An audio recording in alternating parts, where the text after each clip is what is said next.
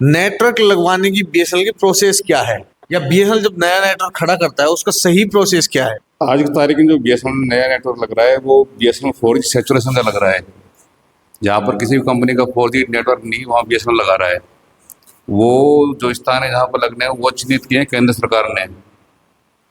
ठीक है, जैसे तिजारा के अंदर सादीपुरा है, वहाँ पे हमारा 4G बीटीएस लग गया है, तो केंद्र सरकार ने चिन्हित करके राजस्थान सरकार से हमें जमीन दिलाई वहाँ पर ग्राम पंचायत से फ्री ऑफ कॉस्ट। ठीक है, वो जमीन हमें मिलने के बाद में सारी अप्रूवल हमें केंद्र सरकार थ्रू मिली उसकी, चाहे पॉल्यूशन बोर्ड से हो चाहे स्टेट गवर्नमेंट से हो। उसके बाद हम बीएसएनएल टावर लगा दिया।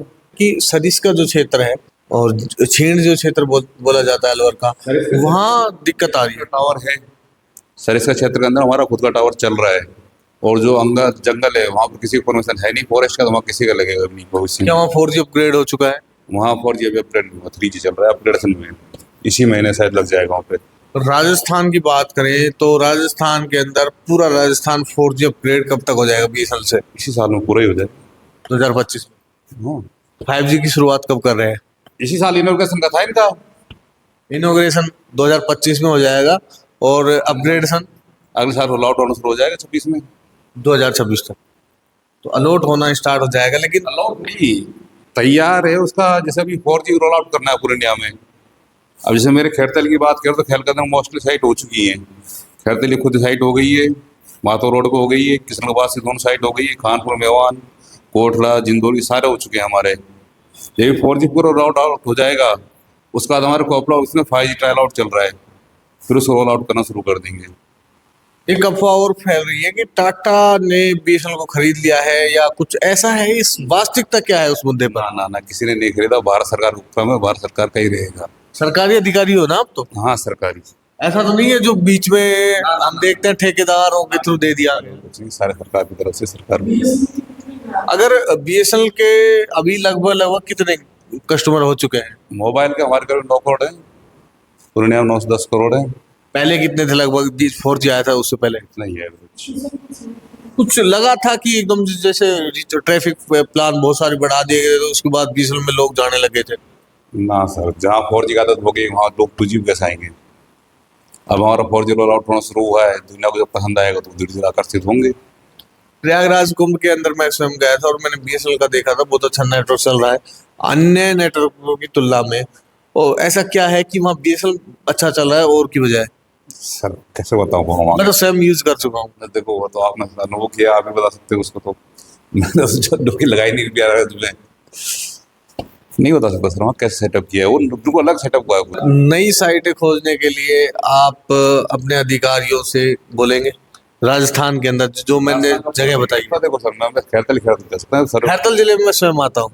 कह रहा हूँ ना, मैं राजस्थान को पूरा नहीं कह सकता। देखो खैरतल जिले को आप कवर करवाना चाहेंगे 4G से? खैरतल के अंदर हमारा पूरा ही कवर है 2G के थ्रू। तो खैरतल ऐसा पहाड़ी क्षेत्र नहीं, सारा सपाट है, यहाँ पूरी तरह कवर ही है। मैंने बताया जैसे भगीरी गांव है उसके अंदर नहीं है, 2G भी नहीं है, अदर ऑपरेटर में दिक्कत वही आ जाती है ना। तो वहाँ अवतार कब लेंगे बीएसएनएल? वहाँ आपके वही बता दे तरीका मैंने आपको।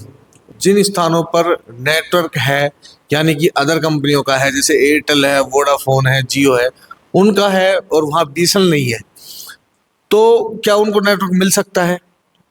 मिल तो सकता है अगर सरकार प्रस्तावित करे तो। अभी सरकार के निर्णय क्या है?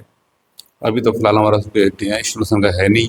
बीएसएनएल की सिम बेचना चाहता है कोई कस्टमर अपने गांव के अंदर, उसका प्रोसेस क्या है? डीएसए बनना पड़ेगा हमारा।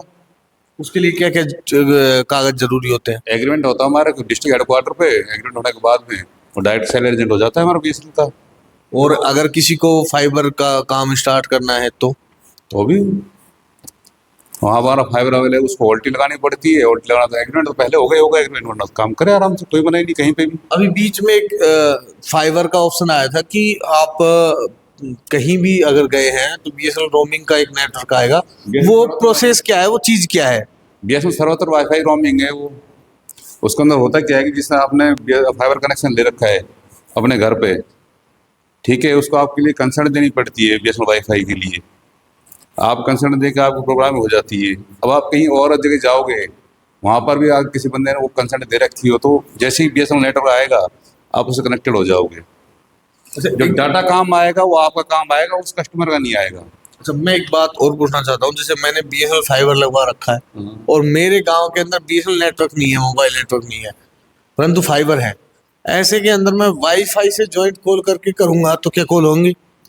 वाईफाई से तो हो ही जाएंगे, तो आपको व्हाट्सएप कॉलिंग करना चाहो तो नेट पे चलता है ना। नहीं, मैं इंटरनेट कॉलिंग नहीं कर रहा हूँ, मैं व्हाट्सएप कॉलिंग नहीं कर रहा हूँ, मैं नॉर्मल कॉलिंग कर रहा हूँ। वो वाईफाई से कॉलिंग होता है कि नेटवर्क ले लेते हैं और फिर उसके बाद हो जाते हैं, हाँ, ऐसा नहीं होता। तो 4G जब से अपग्रेड हुए हैं बीएसएनएल के अंदर, कस्टमर आगे आने लगे हैं। बिल्कुल आने लगे। पुरानी सिम जितनी भी हैं हम अपग्रेड कर रहे हैं फ्री ऑफ कॉस्ट। तो दोस्तों ये थे मेरे साथ राजस्थान में खैरथल जिले के एसडीओ श्री अजीत वर्मा जी। इन्होंने बीएसएनएल से संबंधित सभी सवालों के जवाब दिए जो आप जानना चाहते थे। मिलते हैं हम अगली वीडियो में, तब तक के लिए जय हिंद, जय भारत।